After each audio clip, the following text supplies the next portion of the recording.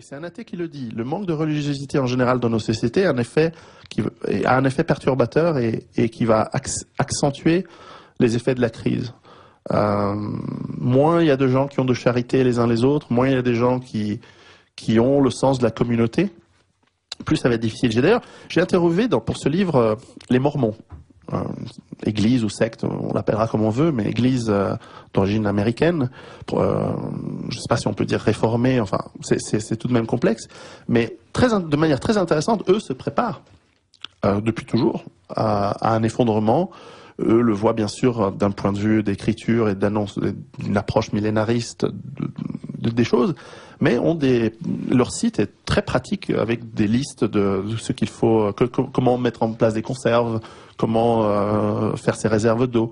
Et leur communauté est particulièrement bien préparée. Et c'est un exemple intéressant. Alors, il ne faut pas se convertir. Je suis ni prosélyte, d'ailleurs, j'en fais pas partie du tout. Comme évidemment, je vais pas commencer à entrer dans des religions si je suis athée. Mais néanmoins, je crois que si vous avez la foi et que vous suivez une religion, d'une part, c'est un facteur très positif dans la survie en général. On voit que dans tous les cas de survie, les personnes qui prient, les personnes qui ont la foi et qui agissent, parce que ça ne suffit pas de prier, elles ont des avantages psychologiques sur d'autres. On l'a vu dans des cas d'expéditions perdues où les personnes qui priaient ont plus survécu que d'autres. Il y a des statistiques très intéressantes dans ce domaine-là. Le père Kolb à Auschwitz, pour ne citer que lui. C'est vrai. Et la structure que peut amener une église ou une communauté religieuse est certainement un avantage. Alors, je vous rappelle que vous êtes à l'écoute de Radio Courtoisie et nous recevons ce soir Piero San Giorgio qui vient de publier « Survivre à l'effondrement économique, manuel pratique » qui signera cet ouvrage difficilement trouvable en librairie, oserais-je le dire, à la librairie Facta, 4 rue de Clichy, Paris 9e, samedi 22 octobre de 14h à 18h. Voilà. On continue. Est-ce qu'il y avait encore des points là dans les questions où vous les avez tous vus, vous avez répondu à peu près à toutes les questions qui étaient envisagées? Voilà. Non, il y avait la remarque sur les banques suisses. Mais oui, non, mais on peut en faire l'économie. Oui, mais on va pas. On déplaise à l'auditeur. Non, mais c'est pas le thème aujourd'hui. Je crois que ce qui est intéressant sur les banques, mais de la même manière sur les entreprises, c'est que le monde a changé. Et je veux dire à cet auditeur, vous avez sans doute raison, et ce n'est pas parce que je suis suisse que je suis responsable de ce que font des entreprises commerciales de mon pays. Certainement, on a des lois qui les gèrent, et ces lois on nous a bien obligés à les rendre très très difficiles. Mais la richesse de la Suisse, ce ne sont pas que les banques, on a aussi d'autres choses. Mais le but n'est pas là. Ce qui est intéressant de remarquer, c'est que dans le monde globalisé aujourd'hui, il n'y a plus d'entreprises françaises, à part la PME locale. Il n'y a plus d'entreprises suisses ou américaines. Ce sont des entreprises multinationales. Total n'est pas une entreprise de pétrole français. C'est une entreprise multinationale dont le siège est probablement basé encore ici, encore que fiscalement, ce serait intéressant de le voir. Non, fiscalement, ils ne payent pratiquement pas d'impôts en France. Donc, Halliburton, société américaine spécialisée dans le pétrole, dans la défense, etc., leur siège est à Dubaï. Je les connais bien. C'est des gens pas très sympathiques, mais voilà, ils sont basés sur Dubaï. Est-ce qu'on peut encore dire que c'est une entreprise américaine, ou française, ou italienne, ou allemande de nos jours? À part, quand on regarde au-delà du marketing, parce que c'est toujours bien de dire une entreprise française, c'est très bien, une société allemande. Il faut encore des repères de ce type. Oui, oui. Mais la réalité, c'est que la finance globalisée n'a pas de nationalité, n'a pas de nation. D'ailleurs, ça ne l'intéresse pas du tout, l'aspect national ou la nation. D'ailleurs, c'est bien pour ça que leurs actionnaires n'ont absolument rien à faire de vous lorsque vous perdez votre travail parce qu'il a été délocalisé dans un autre pays. Il reste encore des entreprises chinoises aujourd'hui, russes peut-être, qui ont encore le sens de la nation, mais pour combien de temps? Je crois que même quand on parle de banques suisses, ça ne veut plus rien dire. On voit aujourd'hui les banques suisses délocalisent en Inde, délocalisent à Singapour, et lorsqu'une banque je vois qu'une des grandes banques en Suisse récemment a coupé de 20% son personnel en Suisse, ils n'ont rien de suisse, ils s'en fichent complètement. Ils ont le profit à cœur. Alors Henri Libot, vous vouliez encore intervenir? Alors pour lire les questions des auditeurs, donc un auditeur, avec 1 hectare de terre, on peut faire vivre une famille de 6 personnes, un poulailler, un clapier, une vache, un âne ou cheval, un petit verger, un potager et quelques moutons. Je pense que c'est un sage conseil. Sage conseil est proche de ce que j'ai dans ma ferme. On nous dit à la télévision qu'il y a 1000 meurtres par an, dont 200 non élucidés. Avez-vous des statistiques pour la Suisse où le port d'armes est autorisé? Alors le port d'armes n'est pas autorisé en Suisse. Nous avons la possession d'armes qui est autorisée sous demande. On ne laisse pas n'importe qui avoir une arme, du moins je l'espère. Et pour chaque arme à feu, en tout cas, nous avons une demande que nous devons faire auprès de la police et qui n'est pas, par exemple, si vous avez un casier judiciaire, si vous avez été condamné pour des crimes, vous ne pouvez pas avoir d'armes. Et le port d'armes est très réglementé. Maintenant, ce qu'il faut savoir, c'est que les armes font partie de la défense. Elles ne sont pas une garantie de survie ni une garantie de défense. Je conseille souvent dans les pays qui ont une réglementation, comme par exemple en France, une réglementation beaucoup plus sévère, que souvent un bon moyen de se défendre, il ne s'agit pas d'avoir une arme, il faut savoir l'utiliser, il faut savoir dans quel contexte elle est utile. Justement, ça fait le cadre d'une défense. Souvent, se passer un permis de chasse. Ça, c'est un excellent moyen de savoir utiliser une arme, d'avoir finalement un petit métier qui peut toujours servir, et puis la connaissance de l'utilisation. Vous insistez d'ailleurs sur le petit métier. Oui. C'est vrai que vous y reveniez parce que c'est passionnant. Hier, d'autres questions. Oui, mais on va en parler. Ce que je vous propose, c'est que je lis les questions, vous répondez à celles qui vous intéressent. Non, monsieur, vous n'êtes pas athée, mais agnostique. Oui. Avez-vous quelques affinités avec l'idéologie et les solutions proposées par les mouvements New Age? Un auditeur qui nous parle de simazine et d'atrazine, ce sont apparemment deux anti-mauvaises herbes assez nocives. L'espèce humaine se suicide-t-elle en s'acheminant vers une population de 7 ou 8 milliards d'individus? Un autre auditeur, il serait plus que temps de penser à Nikola Tesla. Pour moi, c'est assez problématique, je ne sais pas ce que ça vous inspire. La solution à la crise, c'est de remettre sur le trône de Patagonie, nous dit cet auditeur, vous avez parlé de la Patagonie tout à l'heure, remettre sur le trône de Patagonie Aurélie de Toulens.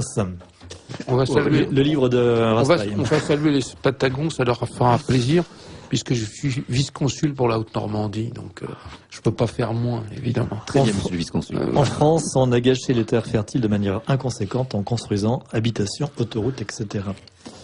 Il faut que Monsieur San Giorgio signe un contrat, alors c'est une suggestion intéressante, signe un contrat avec un dessinateur pour faire paraître son œuvre sous forme de BD. Ce serait un succès universel. Non, on pourrait le faire sous forme peut-être plus illustrée. Alors quand même, avant que vous répondiez aux questions, ou éventuellement on va essayer de les synthétiser, parce qu'il nous reste plus qu'un quart d'heure, 20 minutes, j'aimerais que vous reveniez sur cette histoire de petit métier, parce que c'est une notion très intéressante.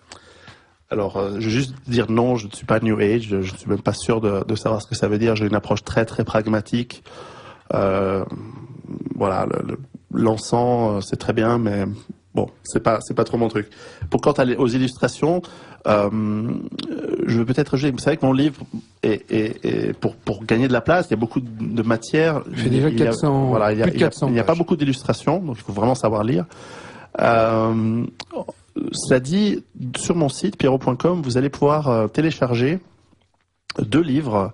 Alors malheureusement, ils sont en anglais parce que leur format électronique n'existe qu'en anglais. La version française existe. Si vous la commandez probablement sur Internet, vous allez pouvoir la trouver. 2 livres donc qui s'appellent Where There Is No Doctor, c'est-à-dire où il n'y a pas de docteur, et Where There Is No Dentist, là où il n'y a pas de dentiste, qui sont 2 livres qui sont disponibles gratuitement, publié par une entreprise d'aide aux pays du tiers-monde et qui inclut énormément de graphiques qui montrent comment vous allez pouvoir, par exemple, dans votre campagne, vous soigner, avoir une hygiène et un système de santé très efficient, très efficace. Voilà, c'est David Werner aux États-Unis qui a publié ces livres. C'est des livres des années 70 destinés à l'Amérique latine et à l'Afrique et à l'Asie, pour les docteurs de campagne ou pour les... voilà, c'est des livres extrêmement bien illustrés et qui, dans mon chapitre sur l'hygiène et la santé, complètent avec beaucoup d'illustrations la chose. Mais voilà. Alors, les petits métiers. Alors, en fait, voilà, lorsqu'il va y avoir un effondrement, les conséquences vont être très lourdes. Alors, c'est certain que dans un monde très difficile, beaucoup de métiers vont disparaître. Et beaucoup de métiers plus traditionnels vont faire leur apparition, car nous avons besoin d'ébénistes, de réparateurs de machines, d'installateurs de panneaux solaires, de réparateurs de panneaux solaires, de réparateurs de vélos, par exemple, etc. Or, quelqu'un m'a envoyé d'ailleurs un email, un courriel. Je dois mettre encore 1 franc dans le petit cochon. Un franc suisse, ça vaut beaucoup maintenant. Il me disait, voilà, j'ai 23 ans, je suis en train de passer un brevet d'avocat. Je crois beaucoup à ce que vous dites. Moi, je crois que le métier d'avocat, c'est fini. Qu'est-ce que je peux faire? Moi, je lui ai dit, finissez votre brevet d'avocat. L'effondrement n'est peut-être pas pour dans 2 mois. Peut-être qu'il est dans 2 ans, dans 3 ans. C'est difficile d'avoir une date précise. Mais je pense qu'il va être dans les 10 prochaines années. Donc, continuez votre brevet d'avocat. Déjà, ça va vous permettre de gagner bien votre vie et de mettre de côté, et de vous préparer financièrement. Peut-être on va en parler également. Comment se préparer financièrement à l'effondrement. Mais surtout, n'hésitez pas à développer des compétences par votre violon d'Ingres ou par à côté. Des compétences qui sont utiles tout le temps. Du bricolage, tout simplement, de la botanique, du jardinage, apprendre à faire de la mécanique simple ou de l'électronique très simple. Savoir chasser, savoir pêcher. Finalement, ce que faisaient nos grands-parents. Mon grand-père, que j'adorais, travaillait à la mine, dans les mines de ciment. Mais à côté, il chassait. À côté, il avait son poulailler, il avait ses lapins, il avait son petit carré de vigne. Et ils étaient quasiment autonomes pour la nourriture et ça leur permettait de mettre de l'argent de côté pour envoyer leurs enfants à l'école. Nous avons oublié tout ça. Et notre monde rural a été détruit par l'industrie agronomique et par nos modes de vie. On doit réapprendre cela. Donc même si vous habitez dans une grande ville, ayez une profession, ça c'est un des conseils que je donne, ayez une profession, ayez un petit métier à côté, que vous pouvez monétiser d'ailleurs, si c'est nécessaire, pourquoi pas, mais qui vous donnera des compétences. Et les compétences, c'est un des éléments, un des 16 chapitres fondamentaux de la survie pour moi. Avoir les compétences qui vous permettront peut-être d'avoir un métier plus tard, si tout s'effondre, mais aussi de les monnayer ou de les échanger. Je crois qu'il y aura beaucoup d'échanges. Si vous savez réparer une charpente ou si vous savez réparer une plomberie, en échange de quelqu'un qui vous donnera des œufs ou quelques légumes, eh bien, c'est tout ça que vous allez pouvoir mettre sur votre table le soir. Donc, ne pas sous-estimer ces petits métiers. On a eu malheureusement depuis 20-30 ans un immense mépris des petits métiers et tout ce qui est lié à l'agriculture et c'est une grande erreur. Pascal. Oui. Non, je crois que vous pouvez revenir également sur ces petits métiers. Bon, c'est vrai que ce sont des métiers, comme vous dites, qui ont structuré pendant des siècles, voire des millénaires, donc nos sociétés, et que nous allons finir par devoir réapprendre. En tout cas, si l'effondrement en tout cas se généralise, et qui seront la base de la refondation de toute société, mais telle qu'elle a existé dans l'humanité, quel que soit le contexte spatial et chronologique. Ce sont des fondamentaux en quelque sorte que vous nous rappelez et que connaissaient encore nos arrière-grands-parents ou arrière-grands-parents, qu'une bonne partie de l'humanité continue à connaître et à respecter. En fin de compte, c'est un paradigme totalement alternatif. Pour reprendre ce terme-là, il faut des bases de refondation sont en fin de compte retrouver à la fois de nouvelles recettes et surtout abandonner ce modèle complètement inhumain d'une certaine manière, qui nous coupe de nos racines profondes.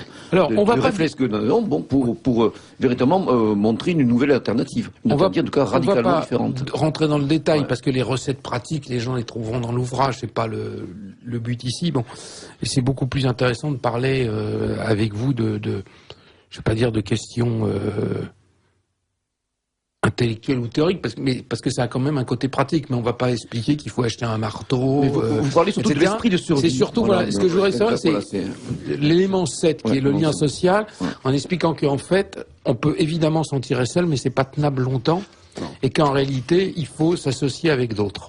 C'est ce qui m'a souvent frappé aux États-Unis, certainement culture très individualiste, où beaucoup de gens me disent, voilà, moi je suis prêt, j'ai une cabane dans la forêt, loin dans les montagnes rocheuses. S'il y a un problème, je sais comment y aller, j'ai un fusil, j'ai stocké des boîtes de conserve, je peux vivre de la chasse, et tant pis, je me débrouillerai seul. Oui, mais à quoi bon?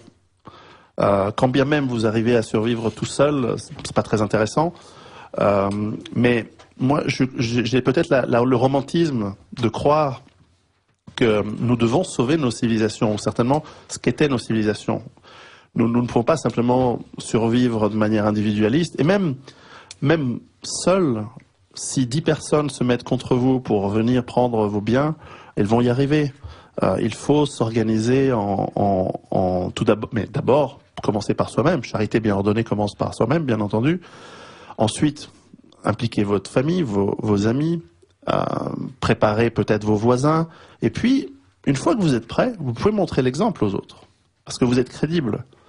Si ça reste des belles paroles, bien, ça reste théorique. Et le jour où malheureusement ça s'effondre, vous n'êtes pas du tout avancé. Il faut convaincre votre politique locale, vos élus locaux, que peut-être vous pouvez faire quelque chose. Et alors évidemment, allez-y progressivement. Il n'y a pas besoin de les effrayer, de dire, voyez, attention, ça va aller très très mal. Vous pouvez simplement dire, voilà, ayons plus d'autonomie. Prenez l'aspect économique. Voilà, une petite commune qui a sa production électrique locale peut être beaucoup plus résiliente. Et puis il y a des avantages économiques. Alors ensuite, alors je donne des détails parce que on peut pas tout faire n'importe comment. C'est-à-dire que par exemple, on peut pas tapisser un pays d'éoliennes simplement parce qu'on veut empêcher le nucléaire. C'est très complexe. C'est pas facile. Mais petit à petit, vous allez pouvoir convaincre plus de gens autour de vous, votre village, votre petite ville peut-être. Et puis, il y a énormément de ressources. Vous en trouvez quelques-unes sur mon site. J'ai mis la bibliographie en ligne afin que tout le monde puisse la télécharger gratuitement, évidemment. J'ai également mis les listes que je mets dans les annexes du livre qui peuvent être téléchargées afin que vous puissiez les modifier, y ajouter des éléments qui vous sont propres et les partager avec d'autres. D'autant que, même pour la préparation, être à plusieurs permet des économies, permet d'avoir des achats groupés, par exemple, permet finalement de se rendre plus résilient, plus facilement, et avec des gens qui vont partager le projet. Parce que parfois, c'est difficile. C'est quand même une tâche longue, ardue, colossale parfois, de se préparer seul. Et être à plusieurs, c'est bien. Moi-même, je travaille avec un de mes meilleurs amis pour mettre en place ma ferme dans les montagnes. Alors lui a des compétences qui sont très complémentaires aux miennes. Et ensemble, on travaille très très bien. Donc on a deux familles qui se sont mises ensemble pour travailler pour ce projet. Lui étant germanique, donc germanophone, lui a une approche aussi locale, puisque là où j'ai ma ferme, on parle allemand. Donc c'est un défi pour moi d'apprendre de réapprendre l'allemand que j'avais appris il y a longtemps à l'école. Mais nous avons approché la commune, le maire, nous lui avons parlé, évidemment pas dans la totalité de notre projet, mais nous savons qu'il y a une ancienne centrale hydroélectrique dans la rivière du coin, donc on est en train de voir avec eux quel serait par exemple le coût et de faire un plan pour la remise en place de cette centrale hydroélectrique afin de garantir mieux que des éoliennes sur les crêtes des montagnes et plus efficacement que des panneaux solaires, une source d'électricité bien plus puissante que celle qu'une simple maison peut mettre en place, etc. Donc tout ça, je l'explique, mais c'est vrai que le lien social est fondamental. Je voudrais faire une petite remarque sur justement cette question du lien social. Vous la développez sur différents aspects dans votre ouvrage. Or, vous abordez aussi la question identitaire à travers un chapitre intitulé Le racisme. Et vous semblez, dans votre développement, minorer un petit peu le facteur identitaire par rapport à des nécessités pratiques concernant le fonctionnement quotidien d'une base autonome durable. Pouvez-vous un petit peu développer votre point de vue ? Oui. Alors j'ai effectivement, dans deux chapitres, parlé du problème à la fois identitaire et aussi à la problème du racisme. Moi, je pars de la théorie que le racisme a quasiment disparu de nos sociétés. Alors, c'est pas ce qu'on veut nous faire croire, mais moi, je le crois vraiment. Alors, c'est vrai que je viens d'un pays, la Suisse, où nous sommes peut-être une des rares exemples dans le monde où le multiculturalisme a fonctionné et que, pour prendre par exemple, ça va peut-être vous faire rire, mais quand j'étais à l'école, jeune, enfant et adolescent, pour moi, un arabe, c'était quelqu'un de très riche. Parce que les seuls arabes qu'il y avait en Suisse chez nous, c'était des enfants des magnats du Golfe. Pour moi, un Africain, c'était quelqu'un effectivement de très fortuné parce que c'était les enfants des ambassadeurs aux Nations Unies, etc. Donc j'ai une approche, certainement une expérience très très différente que celle qu'ont pu vivre les Français. Et encore, l'histoire suisse est très différente de l'histoire française sur l'immigration et la problématique qui peut en découler. Je crois que, premièrement, l'identité est un élément fondamental. Non pas que, encore une fois, c'est lié avec qu'est-ce qu'une société, qu'est-ce que l'identité d'une société, qu'est-ce qui fait une nation. Chaque pays, chaque nation doit le définir, et c'est de plus en plus important. Car lorsqu'il va falloir justement se préparer à survivre et s'entraider les uns les autres, si personne ne se sent solidaire parce que tout le monde se sent étranger à l'autre, ça va être très très difficile. Et je crains que c'est ce qui nous pend au nez, c'est ce qui va nous arriver. Les gens se détestent aujourd'hui. Alors ça va parce que nous sommes des pays riches, nous avons... Oui, si je peux dire, c'est le modèle de la lutte de tous contre tous, en quelque sorte. Bien sûr. Ultra darwinien, quelque part. Bien sûr. Et ceux qui croient que ça va être les Blancs contre les Noirs, les musulmans contre les Africains, les Juifs contre je ne sais pas qui, se trompent. Je pense que ça va être tous contre tous. Parce que nous n'avons plus ce lien. Et ça va aggraver la conséquence de... Si je peux me permettre, certaines le préservent plus que d'autres, quand même.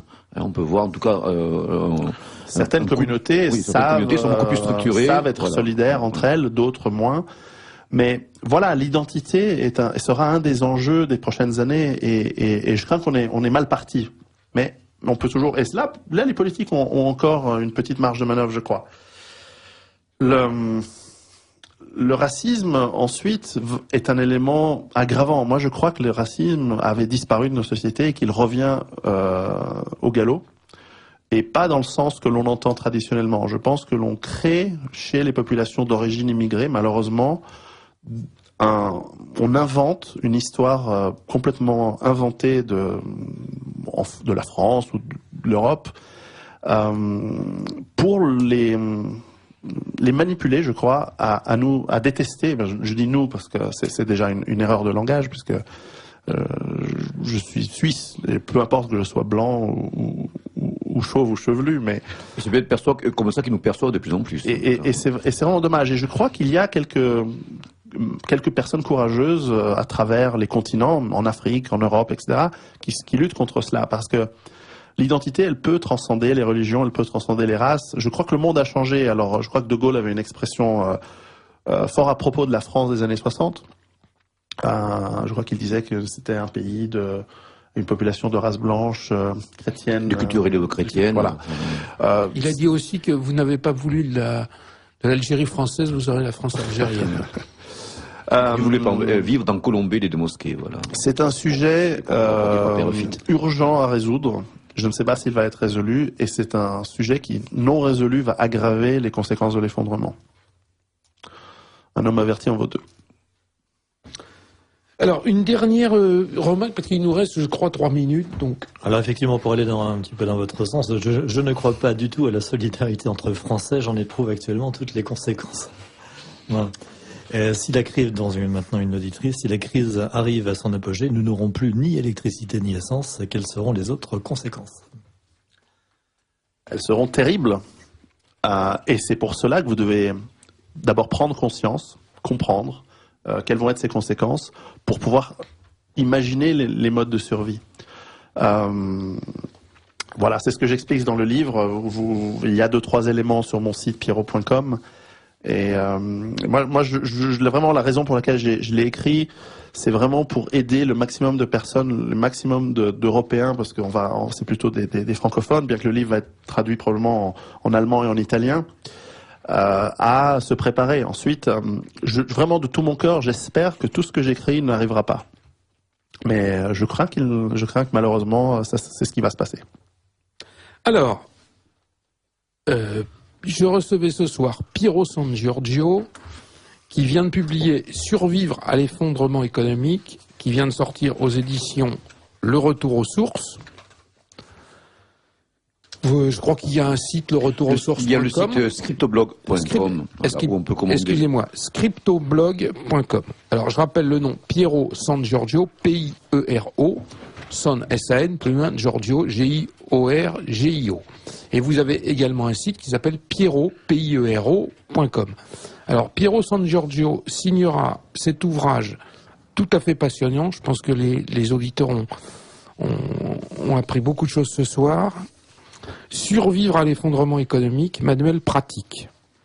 Donc, il signera cet ouvrage à la librairie Fecta au 4 rue de Clichy, Paris 9e, métro Trinité, ce samedi 22 octobre de 14 à 18h.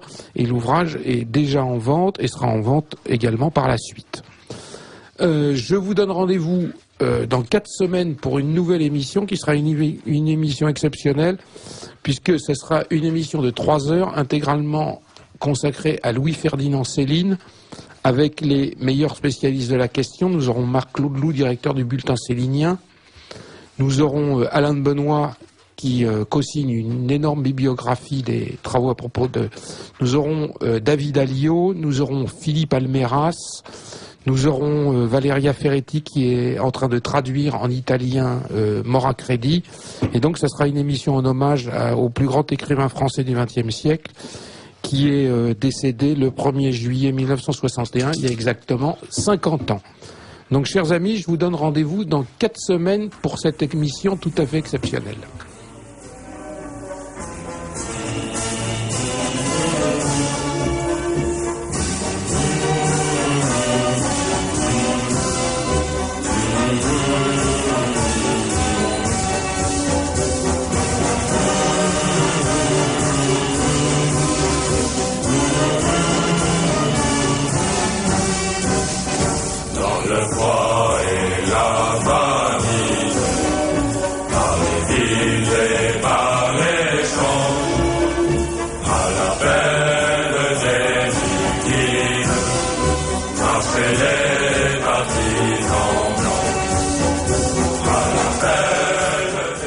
Ici Radio Courtoisie, la radio libre du pays réel et de la francophonie. Vous venez d'entendre le libre journal de la résistance française, dirigé aujourd'hui par Emmanuel Ratier, assisté d'Henri Dubost, diffusé en direct mercredi 19 octobre 2011, en différé jeudi 20 dans la nuit de 2h à 5h et dans la matinée de 7h30 à 10h30. Cette émission a été réalisée par Franck. N'oubliez pas que Radio Courtoisie est une radio culturelle associative. Afin de sauvegarder une indépendance absolue, Radio Courtoisie refuse toute ressource publicitaire. Radio Courtoisie ne vit que grâce à ses auditeurs. Aidez-nous à demeurer libres, adhérez à notre association. Pour cette année, la cotisation minimum est de 40 €. Envoyez votre chèque à Radio Courtoisie, 61 boulevard Murat, 75 016 Paris. Si vous le désirez, nous pouvons vous faire parvenir un enregistrement de ce libre journal. Commandez les cassettes correspondantes aux 3 heures de l'émission pour le prix franc de port de 20 € ou 15 € seulement si vous êtes adhérent de notre association. Vous pouvez demander un CD-ROM au lieu des cassettes pour le même prix. En rédigeant des chèques distincts pour la cotisation et pour les cassettes, vous faciliterez la tâche de notre secrétariat bénévole. Par avance, merci. Je vous rappelle notre adresse, Radio Courtoisie, 61 boulevard Murat, 75 016 Paris.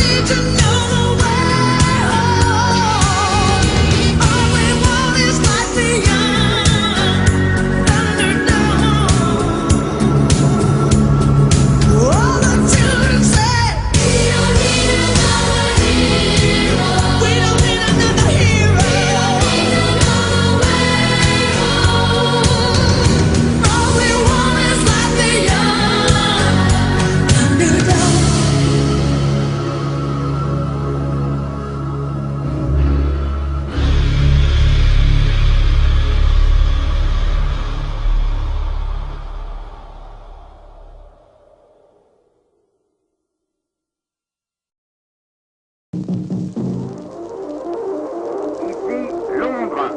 Les Français